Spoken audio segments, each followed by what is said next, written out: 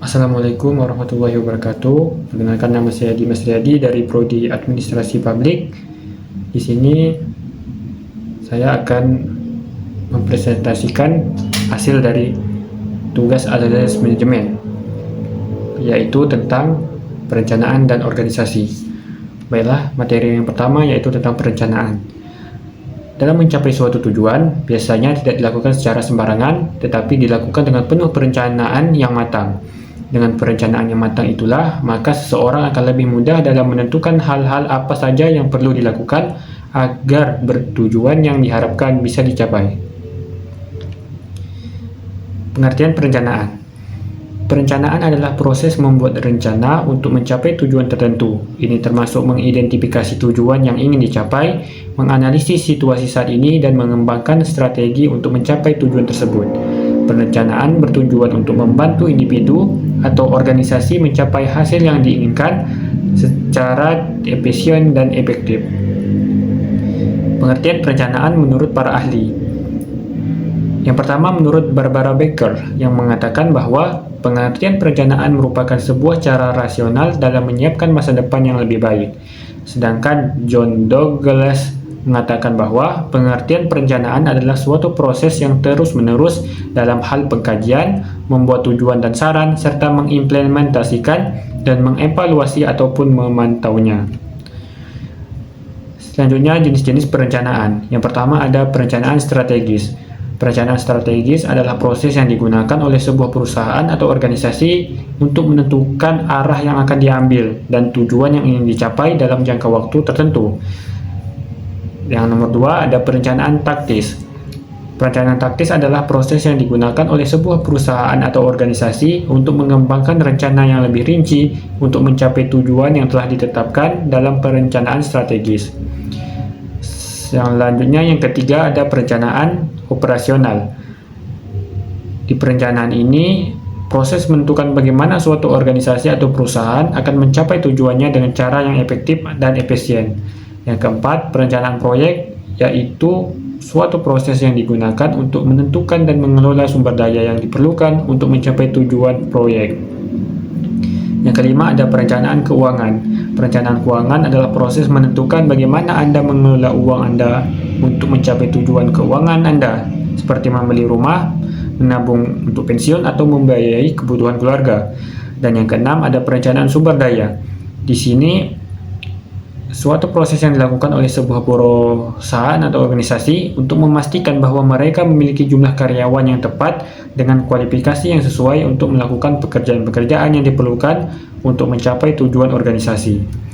Oke, selanjutnya ada fungsi perencanaan. Nah, beberapa fungsi perencanaan yaitu yang pertama adalah sebagai proses berpikir yang sistematis dan terarah. Yang kedua, perencanaan merupakan alat untuk meminimalkan risiko dan ketidakpastian. Yang ketiga, perencanaan adalah cara untuk mengoptimalkan sumber daya yang tersedia. Dan yang keempat, perencanaan membutuhkan kita untuk membuat keputusan dan memilih antara berbagai opsi yang tersedia. Selanjutnya ada karakteristik perencanaan. Nah, beberapa karakteristik perencanaan yaitu yang pertama, struktur dan sistematis. Maksudnya di sini adalah proses berpikir secara sistematis dan terstruktur, atau bisa dikatakan sebagai fungsi manajerial untuk mencapai tujuan yang diinginkan.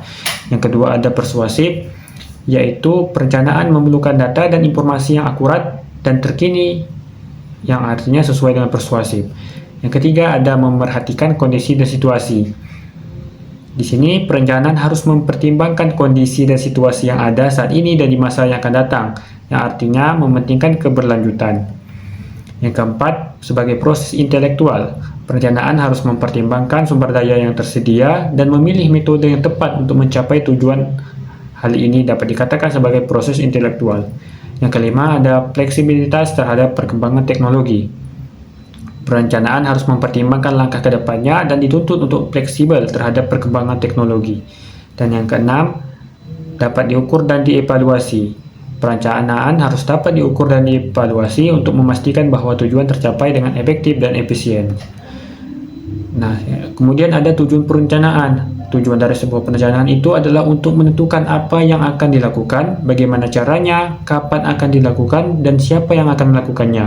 Jadi tujuan dari perencanaan ini seperti yang tadi disebutkan bahwa adalah agar tujuan yang diinginkan itu tercapai secara terorganisir, efektif, dan efisien. Selanjutnya, adapun kesimpulan dari materi perencanaan yang dapat kita ambil adalah perencanaan adalah proses menentukan tujuan dan strategi yang akan digunakan untuk mencapai tujuan tersebut, serta mengembangkan langkah-langkah yang akan diperlukan untuk mengimplementasikan strategi tersebut. Perencanaan biasanya dilakukan oleh individu atau organisasi untuk mencapai tujuan yang telah ditetapkan, dan dapat dilakukan pada berbagai tingkatan, mulai dari perencanaan individu hingga perencanaan nasional. Perencanaan memainkan peran yang sangat penting dalam mencapai kesuksesan karena membantu menentukan arah dan mengatur sumber daya secara efektif untuk mencapai tujuan yang telah ditetapkan. Oke, selanjutnya materi tentang organisasi. Seperti yang kita ketahui, dalam bersosialisasi, kita sangat lekat dengan istilah organisasi. Istilah ini biasanya menggambarkan sebuah wadah atau sarana untuk mencapai berbagai tujuan beberapa orang dalam spesialisasinya masing-masing. Pengertian organisasi.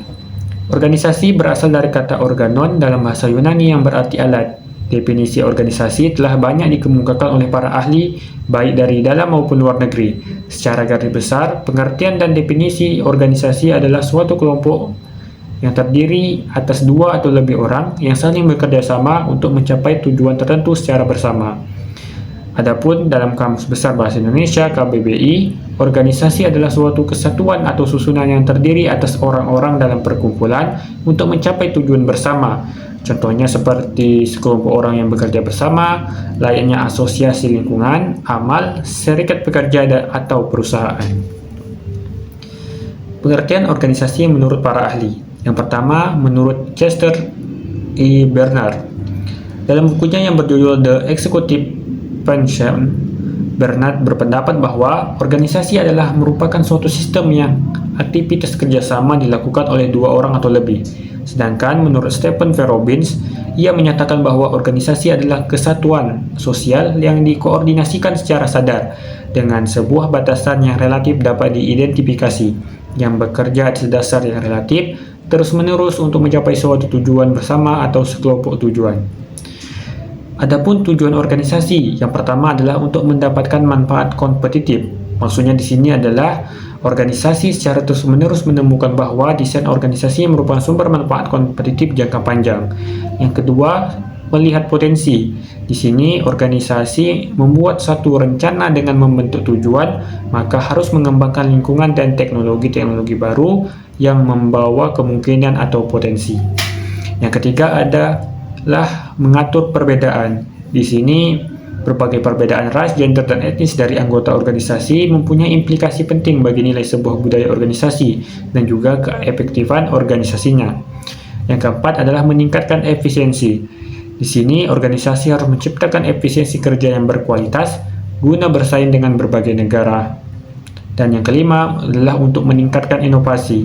Jadi kemampuan banyak perusahaan dalam masa persaingan saat ini menjadi sebuah fungsi yang terus meningkat dengan baik dalam berinovasi maupun kecepatan produksi. Adapun manfaat dari organisasi, yang pertama adalah teratasinya keterbatasan untuk mencapai tujuan karena ditanggung bersama anggota organisasi. Yang kedua, tersedianya wadah atau tempat untuk berorganisasi. Yang ketiga, tersedianya wadah berkomunikasi intern dan ekstern organisasi. Yang keempat, mensinergikan anggota organisasi. Yang kelima, mendapatkan legitimasi hukum organisasi formal. Yang keenam, suara organisasi lebih diperhatikan daripada suara pribadi. Dan yang ketujuh, memenuhi kebutuhan sebagai pemimpin bagi yang ingin berkuasa. Adapun bentuk-bentuk organisasi, diantaranya ada yang pertama organisasi garis, lini. Dalam buku Ekonomi Bisnis Peternakan yang ditulis oleh Budi Hartono, organisasi garis digambarkan sebagai bentuk organisasi tertua dan paling sederhana yang diciptakan oleh Henry Fayol. Ciri-ciri bentuk organisasi garis yaitu organisasi masih kecil, jumlah karyawannya yang sedikit, dan saling mengenal serta spesialisasi kerja yang belum tinggi. Adapun contoh organisasi garis adalah seperti bengkel, warung makanan yang kecil, dan lain sebagainya. Yang kedua ada organisasi fungsional. Organisasi fungsional adalah merupakan organisasi yang melimpahkan tugas pemimpin pada bawahannya dalam bidang pekerjaan tertentu atau ahli di bidangnya. Oleh karena itu, pimpinan bidang tertentu berhak memerintah kepada semua pelaksana yang terkait dengan pekerjaannya. Contohnya seperti perusahaan-perusahaan besar yang di dalamnya terdapat manajer perusahaan, manajer pemasaran, dan lain sebagainya. Adapun unsur-unsur organisasi, yang pertama adalah orang-orang. Seperti yang kita ketahui, dalam kehidupan organisasi atau ketatalembagaan tentunya membutuhkan orang-orang atau dalam istilahnya pegawai atau personel yang bertugas sebagai anggota atau warga organisasi. Yang kedua adalah kerjasama. Di sini perbuatan bantu-membantu akan suatu perbuatan yang dilakukan secara bersama-sama sangat penting untuk mencapai tujuan bersama. Yang ketiga, tujuan bersama. Tujuan menggambarkan tentang apa yang akan dicapai atau yang diharapkan. Tujuan merupakan titik akhir tentang apa yang harus dikerjakan. Selanjutnya, jenis-jenis organisasi. Yang pertama adalah perusahaan bisnis. Jadi di perusahaan bisnis ini adalah perusahaan dagang yang membeli barang untuk dijual kembali. Perusahaan dagang yang menjual barang pada perusahaan dagang lainnya disebut pedagang pasar. Sementara perusahaan dagang yang menjual langsung kepada konsumen disebut peritel atau pengecer. Contoh dari perusahaan bisnis ini seperti perusahaan dagang seperti supermarket dan lain sebagainya. Selanjutnya ada perusahaan manufaktur. Perusahaan ini menggunakan bahan baku, tenaga kerja, dan fasilitas produksi serta peralatan lainnya untuk menghasilkan produk. Produk ini dijual pada perusahaan dagang atau perusahaan manufaktur lainnya sebagai bahan baku untuk memproduksi produk lainnya. Contoh dari perusahaan manufaktur ini seperti PT Astra Internasional yang merupakan perusahaan otomotif di Indonesia.